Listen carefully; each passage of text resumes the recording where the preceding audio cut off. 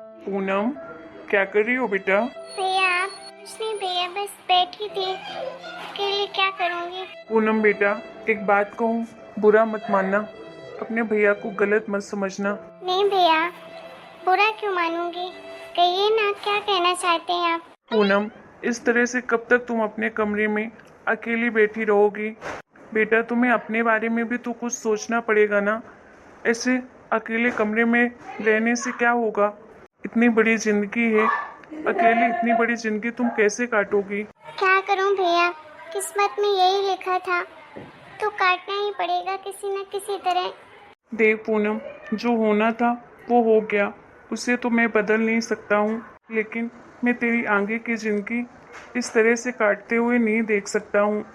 मैं तेरा दुख तो कम नहीं कर पाऊंगा, लेकिन मैं तेरा सहारा जरूर बनना चाहता हूँ। जानती हूँ भैया, आप ही तो हैं जो मुझे जीने की वजह देते हैं, नहीं तो मुझे इस दुनिया में जीने का कोई मतलब ही नहीं है। पूनम, ये कैसी बातें कर रही है तू? ऐसी बातें नहीं करती हैं। तेरी जिंदगी है, तू जैसे चाहे वैसे जी सकती है। किसी के जाने से अपनी जिंदगी खत्म नहीं कर सकती है तू, और ना ही मैं तुझे ऐसे करने दूंगा। पूनम, प्लीज मुझे समझने की कोशिश करना। मैंने तेरे लिए एक बहुत अच्छे खानदान से बहुत शरीफ लड़का ढूंढा है। तू अगर चाहे तो उससे मिल सकती है। अगर तुझे पसंद होगा तभी मैं तेरी शादी उसके साथ करूंगा। मैं तुझे फोर्स नहीं कर रहा हूँ।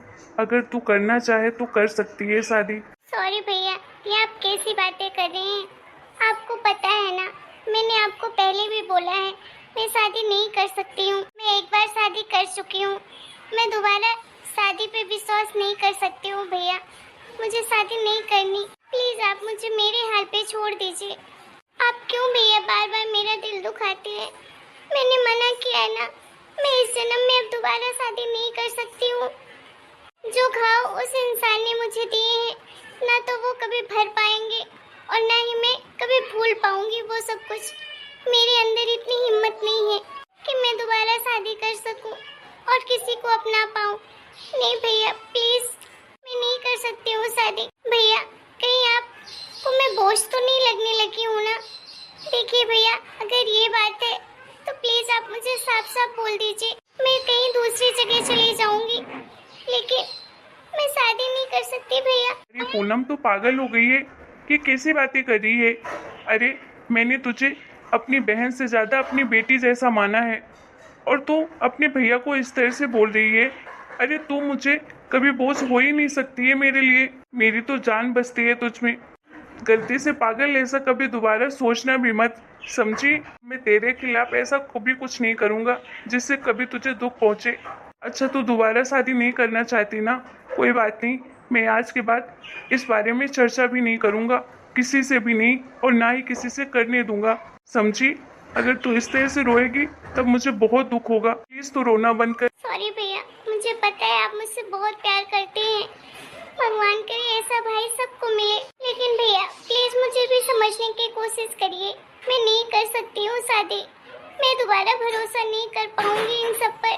कोई बात नहीं पूनम, आज के बाद इस बारे में कोई चर्चा नहीं होगी।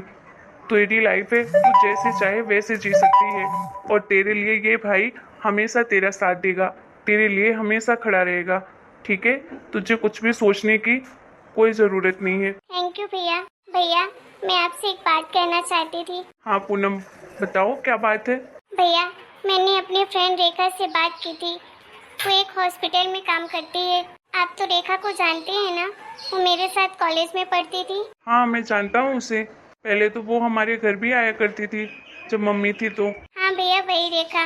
मैंने उससे जॉब के बारे में पूछा था तो उसने मुझे जॉब के बारे में बताया है, और मैं जॉब करना चाहती हूँ भैया। उसने मुझे एक अच्छी जगह जॉब बताया है, सैलरी भी अच्छी है। मैं सोच रही हूँ वहीं पर जॉब कर लूँ। पर क्यों? तुझे जॉब क्यों करना है? अरे तेरा भैया अभी इतना गरीब नहीं है कि अपनी बहन को नहीं खिला सकता है।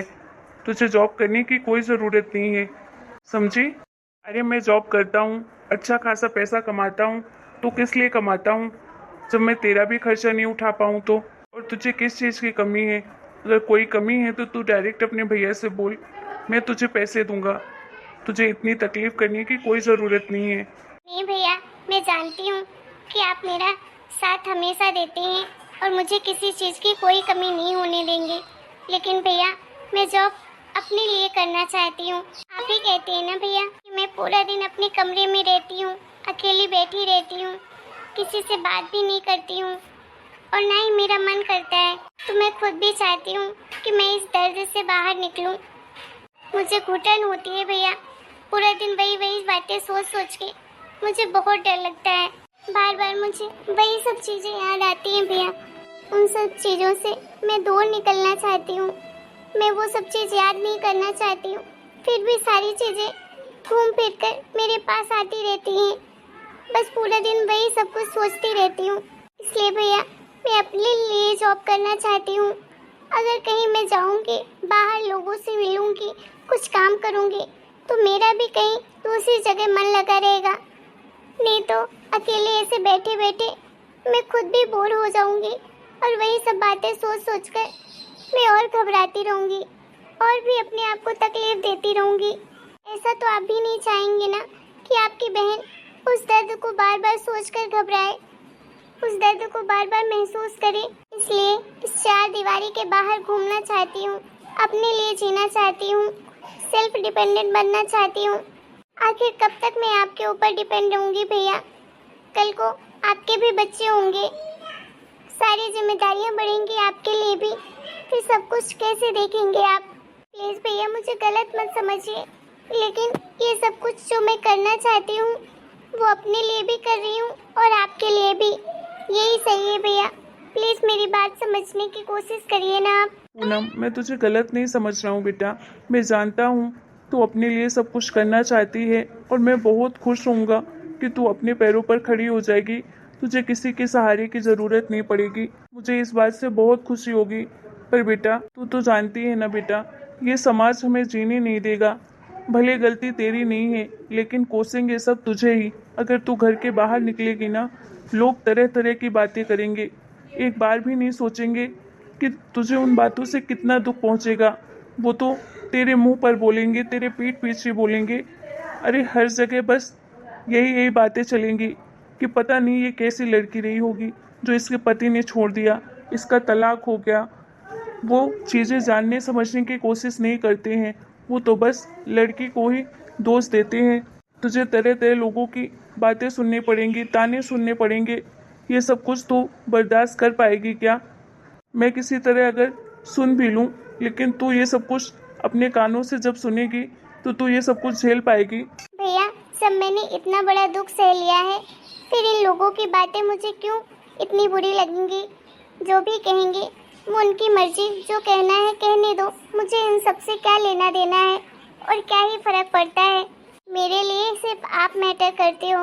मुझे सिर्फ फर्क पड़ेगा तो आपसे पड़ेगा और ये दुनिया वालों से नहीं।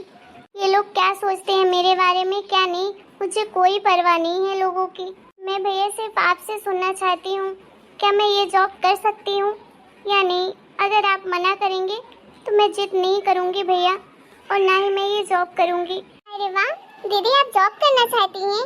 आप बिल्कुल करिए जॉब, इसमें कौन सी दिक्कत होगी आपके भैया को? आपके भैया को तो खुशी होगी कि आप जॉब करना चाहती हैं। क्यों जी, बोलिए। अरे सुने ना, तुम्हें तो पता है ना कि पूनम को कितनी बड़ी मुश्किलों का सामना करना पड़ेगा। लोग कैसी तरह तरह की बातें करेंगे और मैं अपनी बहन के बारे में ऐसी बातें कैसे सुन पाऊंगा? तुम बताओ। देखिए जी, आपको अपनी बहन पर भरोसा है ना? लोगों के बारे में आप इतना क्यों सोच रहे हैं? अरे लोगों का काम होता है बोलना, हम उसको उनका तो मुंह बंद नहीं कर सकते हैं, लेकिन हम उनकी वजह से अपने घर की बहन बेटियों का खुशियों में आग तो नहीं लगा सकते हैं ना? उन्हें घर में तो नहीं बिठा सकते हैं ना? अरे हमारे घर की बेटियों को जिस चीज में खुशी मिलेगी हम वही करेंगे ना। अब क्या लोगों की वजह से अपने घर की बेटियों को बाहर निकलना बंद कर दें? और आप इतना मत सोचिए लोगों के बारे में, ठीक है? मैं हूँ ना, मैं सब कुछ संभाल लूंगी, और कहना है तो कहने दीजिए, हमें क्या फर्क पड़ता है? और अगर दीदी ने इस बारे में सोचा है तो उन्होंने कुछ सोच समझ के ही सोचा होगा ना। हमें उनका साथ देना चाहिए इस वक्त, ना कि उन पर क्वेश्चन उठाना चाहिए। और क्या आप नहीं चाहते कि आपकी बहन सेल्फ डिपेंडेंट बने, अपने लिए कमाए, अपने खर्चे खुद उठाए, उसे किसी के पैसों का मोहताज ना होना पड़े? कल जाकर आपकी बहन अगर अपने लिए सब कुछ करेगी तो आपको खुशी नहीं होगी क्या? आखिर आपके माँ बाप ने दीदी को भी तो उतना ही पढ़ाया है ना जितना आपको पढ़ाया लिखाया है। फिर आप जॉब कर सकते हैं, दीदी क्यों नहीं कर सकती हैं? देखिए, मुझे पता है कि पास्ट में जो भी हुआ दीदी के साथ वो अच्छा नहीं हुआ, लेकिन वो सब सोच के हम आगे की जिंदगी खराब नहीं कर सकते हैं ना। हमें तो दीदी का सपोर्ट करना चाहिए, उनका सहारा बने हम। वो अपने लिए सब कुछ करें जो अपने लिए वो करना चाहती हैं। और देखिए, ये बात आपको भी पता है कि दीदी की शादी जो टूटी है वो दीदी की वजह से नहीं। उस रिश्ते में ना तो प्यार था ना ही रिस्पेक्ट थी। दीदी तो वहाँ घुट घुट के जी रही थी, हर वक्त मार खा रही थी, लोगों से ताने सुनती थी। इतना दुख दर्द तकलीफ उन्होंने सही है, आगे चल के वो अपने लिए कुछ करना चाहती हैं तो हमें उनको सपोर्ट करना चाहिए ना। तुम बिल्कुल सही कह रही हो, मुझे अपनी बहन को रोकना नहीं चाहिए बल्कि उसका सहारा बनना चाहिए। पूनम, तू जो करना चाहती है अपने लिए सब कुछ कर, मैं पूरा सपोर्ट करूँगा तुझे, और तेरी भाभी भी तुझे पूरी तरह से सपोर्ट करेगी। थैंक यू सो मच भैया भाभी, आप लोग सच में कितने अच्छे हो ना। ऐसे भैया भाभी तो हर लड़की को मिलने चाहिए। मुझे लगा था कि मुझे मेरे मायके में कोई सपोर्ट नहीं करेगा, एक समय के बाद सब लोग मुझे इग्नोर करेंगे, लेकिन ऐसा बिल्कुल नहीं है। आपके जैसा प्यार तो मुझे लगता है मेरे माँ बाप भी नहीं दे पाते जितना आप लोगों ने दिया है। इतना सपोर्ट किया आप लोगों ने मेरा, मैं सच में कितनी खुश नसीब हूँ कि आप जैसे भैया भाभी मुझे मिले हैं। अरे दीदी, इसमें थैंक यू बोलने वाली कौन सी बात है? हम एक फैमिली हैं और हम एक दूसरे का साथ नहीं देंगे तो कौन देगा? और आपने कभी कुछ गलत नहीं किया है।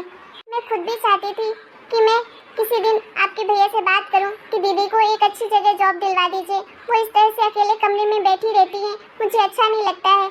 लेकिन अच्छा हुआ कि आपने खुद सोचा अपने लिए इसके बारे में। मुझे दीदी सच में बहुत खुशी हो रही है। मैं चाहती हूँ आपको दुनिया की सारी खुशियाँ मिले। थैंक यू भाभी। हेलो दोस्तों, आप लोगों को हमारा ये वीडियो कैसा लगा? अगर वीडियो पसंद आया है तो प्लीज़ वीडियो को लाइक करें, शेयर करें, कमेंट करें और हमारे चैनल को सब्सक्राइब करना बिल्कुल ना भूलें।